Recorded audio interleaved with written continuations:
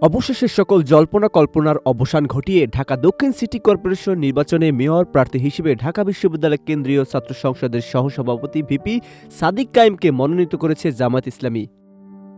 শুক্রবার রাজধানীর কাকরাইলের institution of diploma engineers Bangladesh আয়োজিত ঢাকা মহানগর দক্ষিণ জামায়াতের কর্মী সম্মেলনে তাকে আনুষ্ঠানিকভাবে প্রার্থী ঘোষণা করা হয়। এ সময় সাদিক কায়েম নিজেও উপস্থিত ছিলেন সে সম্মেলনস্থলে। তবে এনসিপির পক্ষ থেকে তাৎক্ষণিক প্রতিক্রিয়া জানানো হয়েছে, জামাতের জোটসঙ্গী এনসিপির সাথে আলোচনা না করেই সাদিক কায়েমকে প্রার্থী ঘোষণা করেছে জামাত।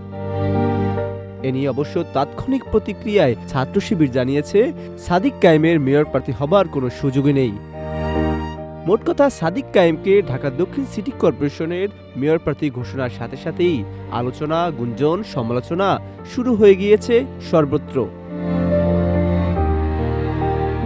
ঢাকা দক্ষিণের মেয়র প্রার্থীর গুঞ্জনের বিষয়ে অবশ্য সাদিক কায়েমও কোনো কিছু পরিষ্কার করেনি পূর্বে। তবে তিনি বলেছিলেন, জনগণ চাইলে তিনি ভেবে দেখবেন।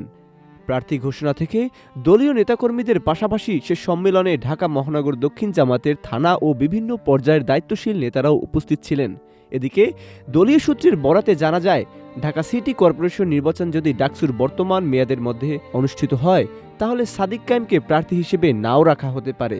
তবে নির্বাচন যদি ডাকসুর মেয়াদ শেষ হওয়ার পর হয়, সেক্ষেত্রে তিনি দলের মেয়র প্রার্থী হিসেবে থাকবেন। এভাবেই অভ্যন্তরীণভাবে সিদ্ধান্ত হয়েছে। এছাড়াও জানা গেছে, নির্বাচনে অংশ নেওয়ার প্রস্তুতির অংশ হিসেবে সাদিক কায়েম তার জাতীয় পরিচয়পত্র খাগড়াছড়ি থেকে ঢাকায় স্থানান্তর করে ইতিমধ্যে ঢাকার ভোটার হয়েছেন। যদিও তিনি এখনও আনুষ্ঠানিক নির্বাচনী প্রচারণা শুরু করেননি, তবে দলীয় কর্মকাণ্ড ও নেতাকর্মীদের সঙ্গে নিয়মিত যোগাযোগ রাখছেন।